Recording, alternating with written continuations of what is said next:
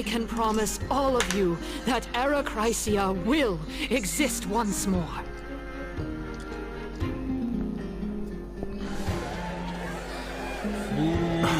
Aren't they Chrysos heirs? They're supporting the Council of Elders instead? It's clear from the start that these heroes do not get along well in their group. All the more proof that Aglaya is unfit to speak on behalf of every Chrysos heir. I am in favor of Arachrysia.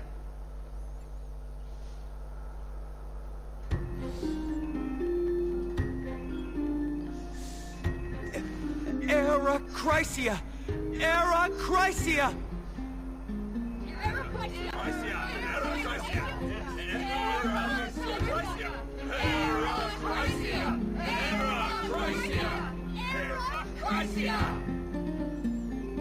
Die dümmsten Idioten kreischen am lautesten.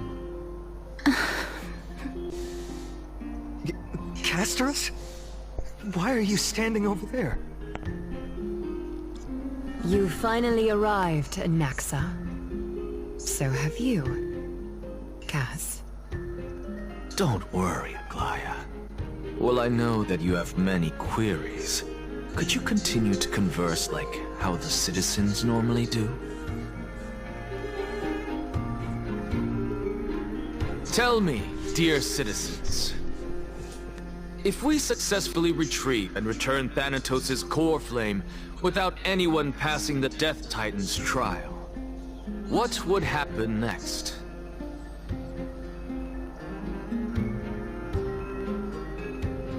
The answer is simple.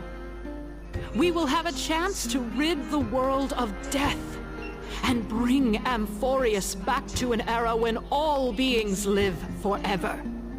We'll usher in a new future that will be entirely different from the flame chase journey. He's one of the seven sages.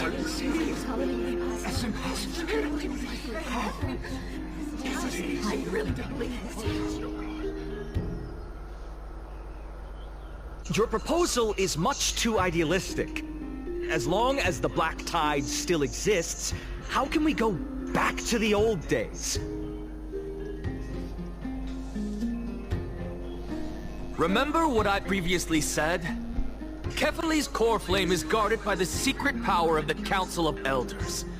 Plus, Fagusa's water curtain will be able to block out any external perceptions. Tell me, dear citizens, have any of you ever seen even a glimpse of the threat that this person is talking about anywhere within the walls of this majestic holy city?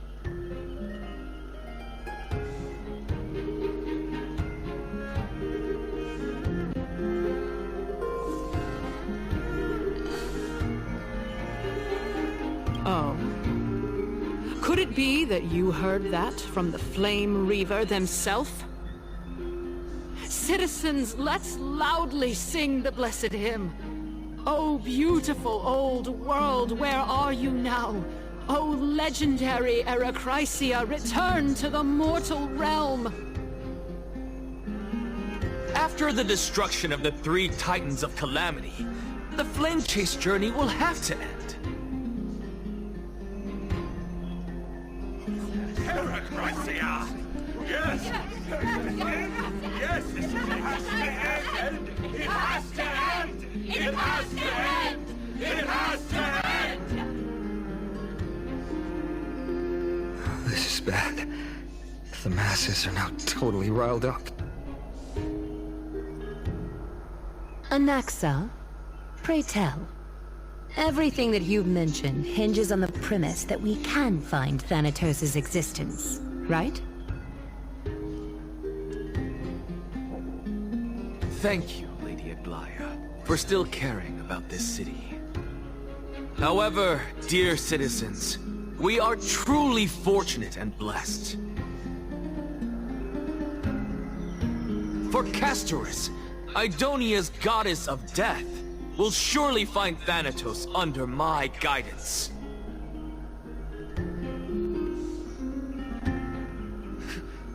What? With that, I solemnly promise that the core flame Lady Casterus brings back will be personally managed by the Council of Elders.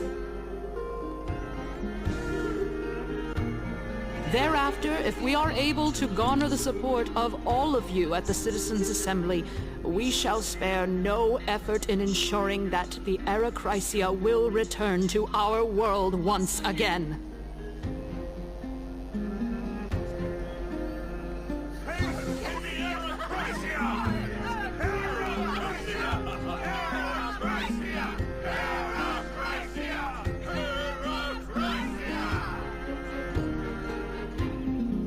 With the balance shattered, the result is clear.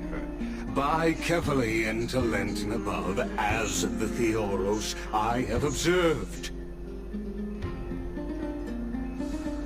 Akama has chosen her destiny. The issue up for discussion at this Citizens' Assembly shall be modified to the suspension of the Flame Chase journey. This resolution shall be put up on the Wall of Heroes, such that all citizens are aware of the city's way forward.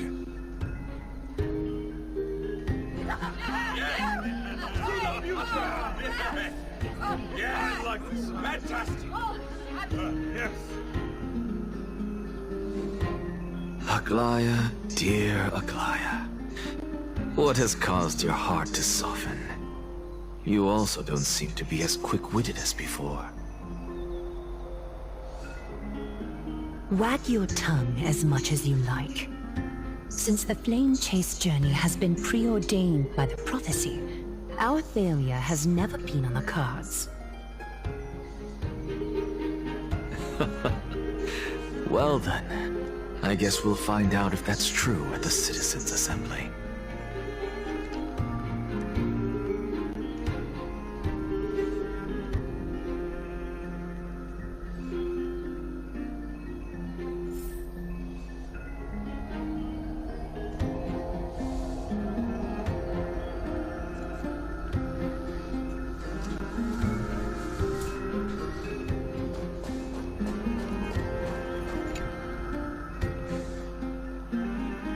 Well, it seems that when I sent you to look for Anaxa, I unintentionally facilitated your partnership with him instead.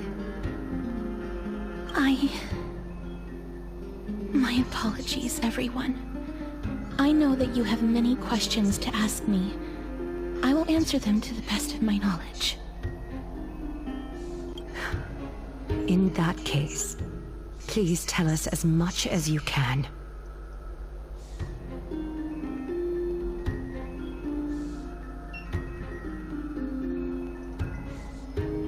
In actuality, he showed me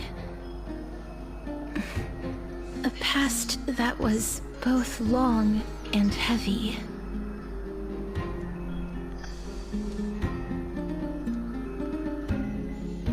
The reason I say this is as I've mentioned earlier.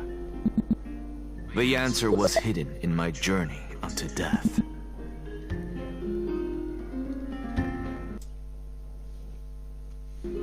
You were in the Netherrealm? Yes, I am but a living dead man now. But that's not important. What truly matters is, I overheard a conversation between heroes.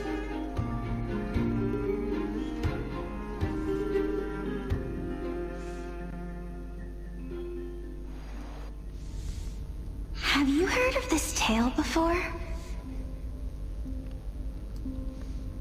A tale about the ocean god's treasured pearl, our hometown. It was a seaside town which enjoyed the ocean breeze and glorious, peaceful times, thanks to the wisdom of its ruling queen. Until one day, an evil dragon descended upon the town. Its wings were large enough to blot out the sun, while its claws were sharp enough to rip the waves apart. It barged into the tall tower and devoured the queen's beloved daughter. It even settled itself in her bedroom, like a tyrant king. Queen assembled 300 warriors who managed to subdue the evil dragon by chaining it up. However, when the Queen slit open the dragon's belly, she realized that the princess had long since been digested, and all that was left of her was a pile of bones. Devastated, the Queen wept for several days. It was then that a devious, smooth-talking scholar arrived at the palace and suggested that the princess could be revived through the use of dragon bone and dragon blood. That liar called this process the secret art of alchemy. The princess was reborn! The Queen was overjoyed, blissfully unaware that the evil dragon's soul still lurked within the princess's body. As revenge, the evil dragon swallowed the poor Queen, the glib liar, the courageous warriors, and all of the town's innocent civilians in a single gulp. Worse still, the souls of the deceased refused entry to the Netherrealm because they were filled with regret. Forced to roam the mortal realm, these resentful souls ultimately converged into a river of souls that would not retreat for a long time. The terrifying death had consumed all. Thereafter, our hometown fell into ruin as well. Until...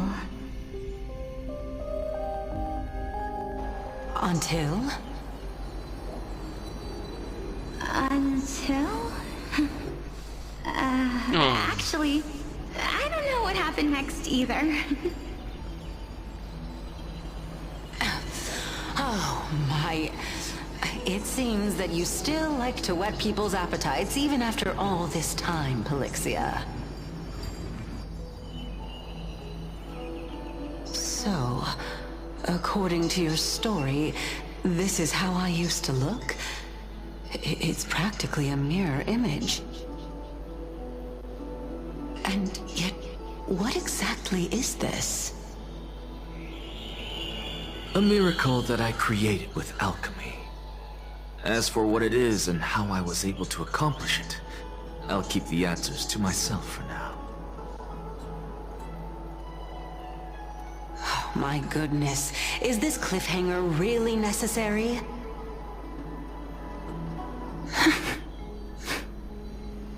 Quiet, Titan.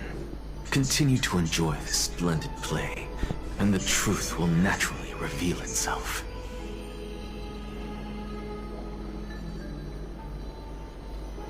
Dragon, huh? I've heard this legend before.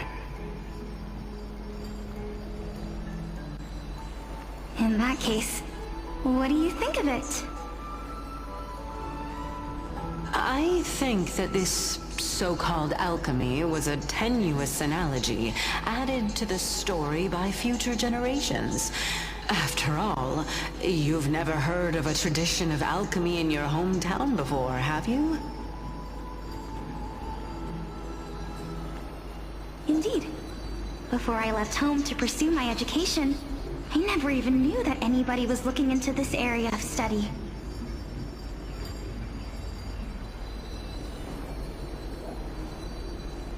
Therefore, we can just treat this tale as a fable told to young children.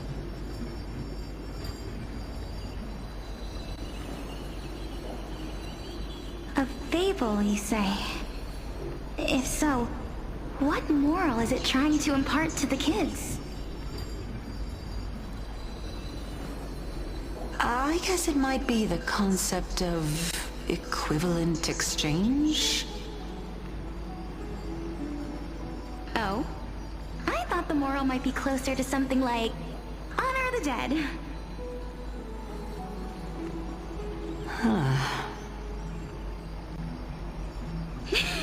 What? At a loss for words? No, I merely realized that we're both thinking of the same principle. If life is priceless, then there is hardly anything else in this world that is of equal weight to it, right? Indeed. As expected of the wisest scholar in the land.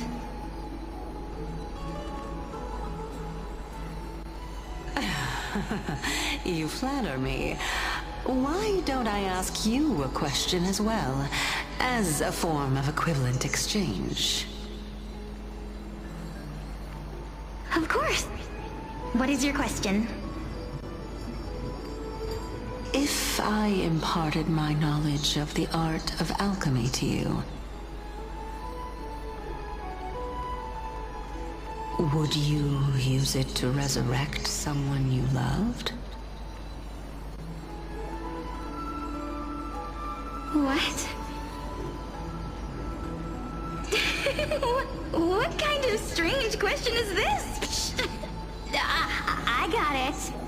You're just trying to get me to tell you whether I like anyone, right?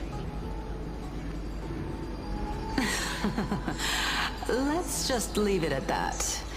That was rude of me. Yes, I would. Oh? Death is inevitable.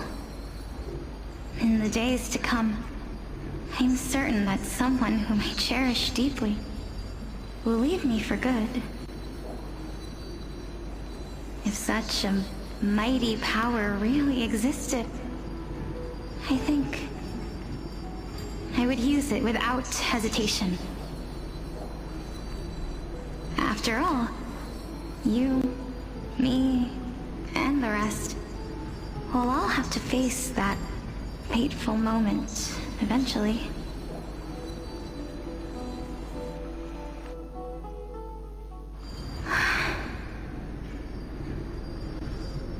My time is finally here. However, perhaps because of my firm belief in the immeasurable value of life,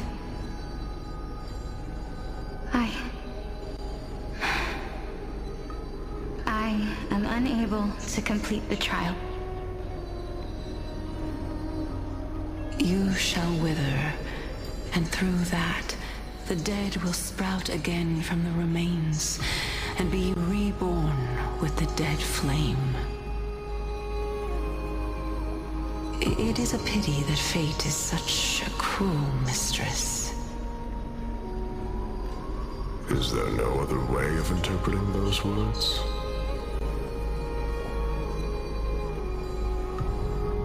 I'm afraid that the meaning is clear. Between my sister and me, one must pay the price. Our trial can only be completed when the one chosen sacrifices her life.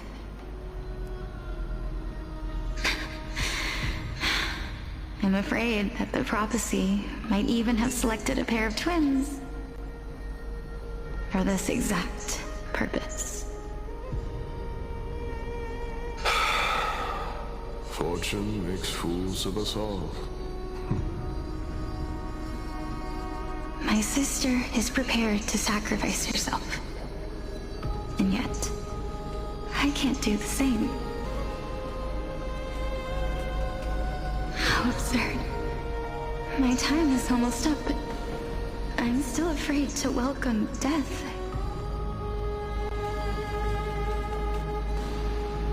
What should we do? If I'm ultimately not able to make up my mind... Since Chaos is willing to guide all of us and leave this trial to the end, there is still plenty of time for you to ponder. That's right. Don't allow the fog of an uncertain future to cloud your mind.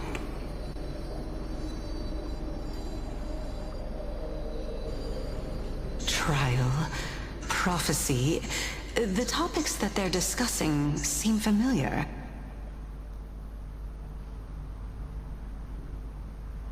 But these three people must not have left their names in the epics. Otherwise, I would have some recollection of this.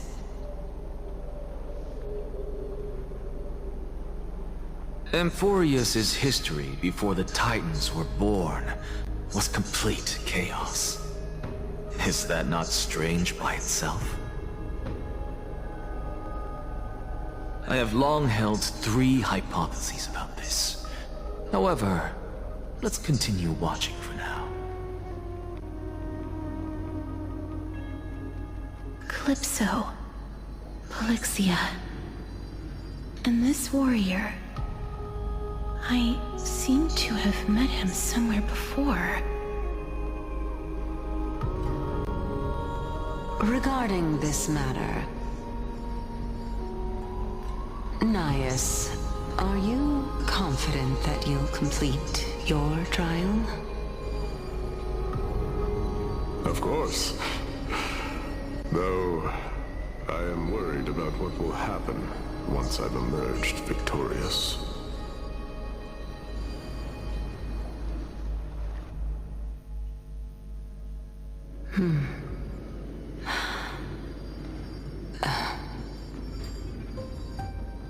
Looks like you have made up your mind. Yes, this is the safest course of action. Completely separating courage, honor, tenacity, sacrifice, and reason. You really know how to make things difficult.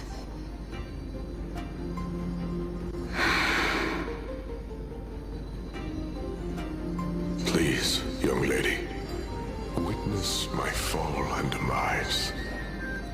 Lady Calypso, you shall host the soul-rending ceremony. I do not understand. Why would you dare to sacrifice yourself for a future that you won't get to witness? Because this is our destiny. The power that resides within me is so intense that I will one day be engulfed by it. Furthermore, a valorous death before glorious return has always been the path I chose to walk. A journey I began long ago. If your sister or Chaos were in my position, I believe they would make the same choice as well.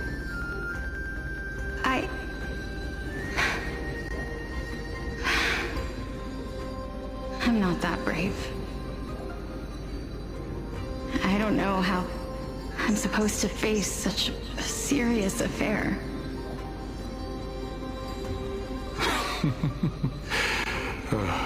Despite being Death's chosen one, it seems you still don't know how to face it. Let's chat, young lady. Perhaps I shouldn't end my journey so hastily.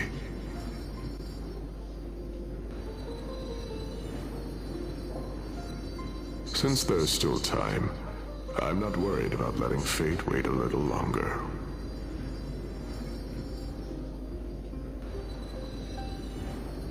Of course. This warrior is Lord Nias. As the embodiment of Nikador's divinity, he entrusted his life to us and allowed humankind to end his madness.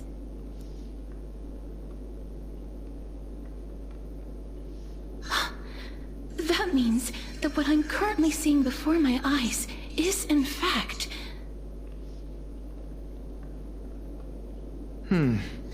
Looks like one hypothesis of mine has already been proven true. These heroes are the true forms of the Titans, before they attain their divinity. If so, the chosen one of death that he speaks of is actually... Polixia? Is the previous form of Thanatos? But her appearance... If this is true, as long as we can find out where she went, we'll naturally be able to figure out the location of the Death Titan.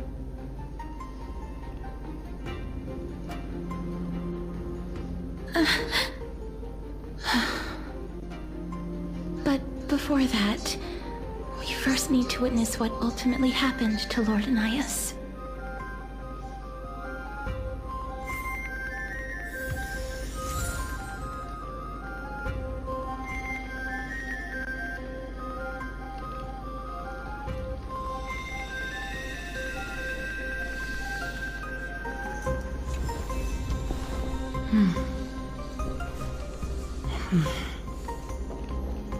Nikador's courage is a testament that they have never once retreated from a battle.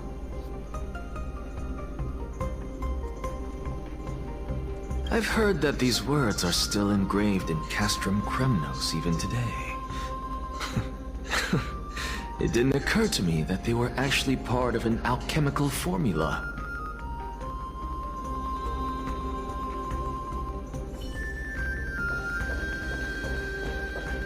Sealed within this statue is undoubtedly his sacrifice.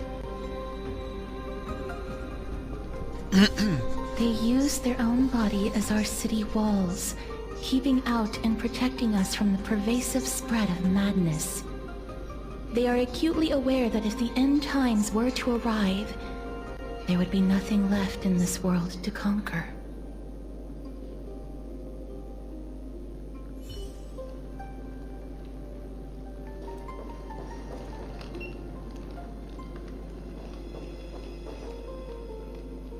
Sealed within this statue is undoubtedly... They use their own...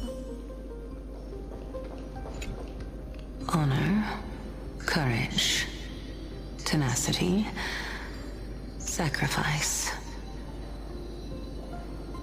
And, finally, the only thing that remains, his reason.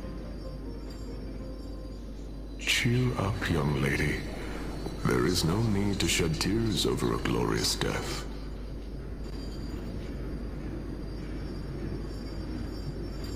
All farewells in this world are sorrowful, Lord Nias. No, young lady. As a warrior, I have witnessed too many bitter deaths. But now, all I feel is peace. I did not know until this moment that mortals could live their lives in such a way. Although only a sliver of your soul remains, you remain so optimistic. Or maybe the truth is that you aren't able to feel sorrow anymore. To be honest, I don't know either. But I am certain of one thing. This is not an acceptance of death nor apathy toward it. It's not even a feeling of despair.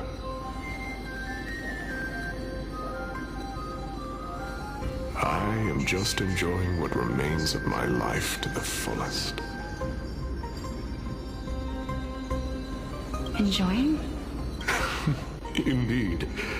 Along this journey that we've taken together, not only have I changed the world, I myself have also changed in the process. And now I have reached the journey's end.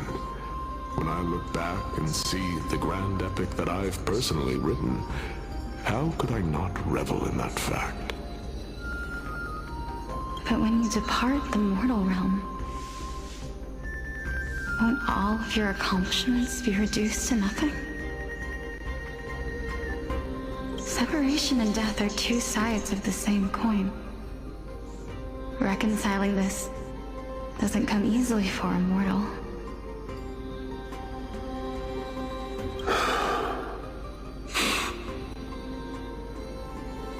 Finally, let me recount to you a story of mine, young lady.